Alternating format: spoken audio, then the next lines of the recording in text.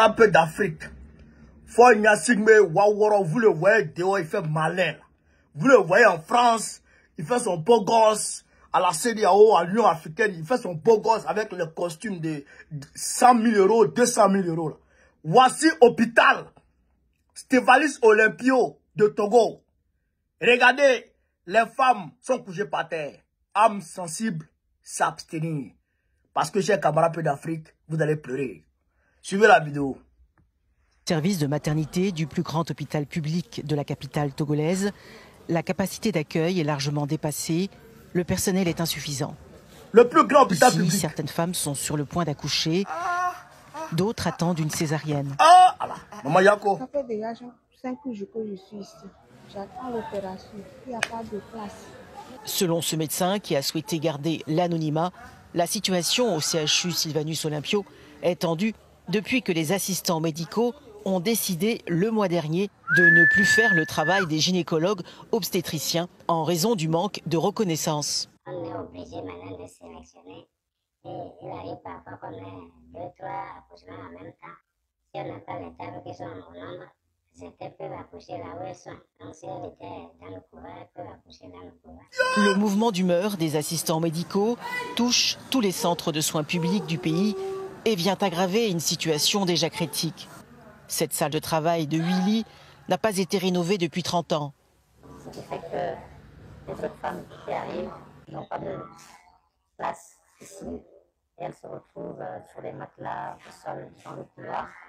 Cette salle disposait d'un appareil d'échographie, mais ça fait des années également que l'appareil d'échographie est tombé en panne. De nombreuses femmes enceintes affluent des régions intérieures. La grève des assistants médicaux ayant paralysé les interventions d'urgence. En 2023, nous avons réalisé autour de 3000 césariennes. Et sur les 3000 césariennes, à peine le gynéco n'a opéré qu'à peine une vingtaine.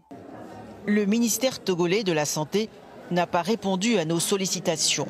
Le dernier concours de recrutement dans le secteur de la santé remonte à 1 an. Les résultats se font toujours attendre.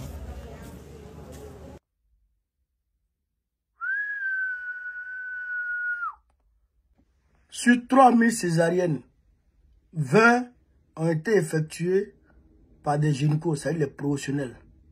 Tout le reste là, c'est les sages-femmes qui se sont débrouillées pour faire. Sage-femme qui devient chirurgienne en même temps. Dans le pays de Fort Nyassimé. Voici l'hôpital, voici les lits. Regardez, les femmes sont dans le couloir, elles sont couchées par... Il y en a qui attendent 5 jours. Dans le pays de Fort Nyassimé, le Togo est extrêmement riche. Le Togo que vous voyez là, le Togo est extrêmement riche. Les Togolais peuvent vivre mieux que les Qataris. Est-ce que vous comprenez ça? Les Togolais là, ils peuvent vivre mieux que les Qataris. Parce qu'ils ont tout ce que les Qataris ont là. Ils ont ça dans leur sous-sol. Ils ont tout dans leur sous-sol. Et puis, ils ont la terre cultivable du nord au sud, de l'est à l'ouest, en passant par le centre. Toute la terre togolaise est cultivable. Toute la terre togolaise est cultivable.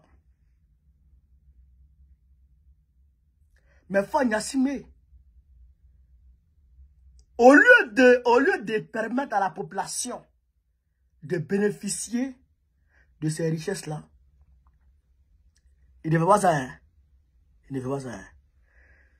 Il empêche la population de vivre.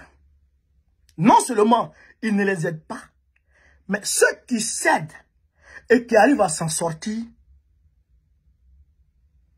ils détruisent leur richesse. Est-ce que vous comprenez un peu ce que je suis en train de dire? Témoignage des mamans du marché de Lomé. Fort Nyassimé fait brûler leur marché chaque année, 2 à 3 fois. C'est fort, hein? qui fait brûler les marchés, le marché de Lomé, Fort qui est là. C'est les mamans qui m'ont dit ça. C'est Fort qui fait brûler le marché. Vous savez pourquoi? Parce que Fort ne veut pas qu'il y ait de riches dans son pays. Il ne veut pas qu'il y ait de riches dans son pays. Quand tu es riche, quand tu es homme d'affaires, tu es riche, et que tu n'es pas dans le parti de Fort Gnassingbé, il te tue. Il te tue. Fort, c'est un mégalomane, mais de la pire espèce. Fort que vous voyez là. Mais regardez l'hôpital. Ça, c'est l'hôpital qui porte le nom du père de l'indépendance togolaise, Stéphanie Olympio. Et c'est le plus grand hôpital public de Lomé. Regardez comment les gens, les mamans sont couchées par terre. Est-ce que vous comprenez ça? Des lits, des salles qui devraient être réhabilitées, mais il y a au moins 30 ans que ces salles n'ont pas été réhabilitées. Mais c'est un truc de fou. Et si on ne s'est pas levé pour sauver le peuple togolais est en train de devenir comme des zombies. Le peuple togolais est en train de se zombifier. Quand tu le dis, ils ont peur de ça. Ils ont peur. Ils ont peur. Mais faut les a traumatisés. Faut être, c'est un vampire. C'est un vampire. Son propre frère est parti en exil chez Ali Bongo. Quand Ali Bongo a été renversé, Oligib, Babiel, il a pris, il l'a envoyé chez Fort.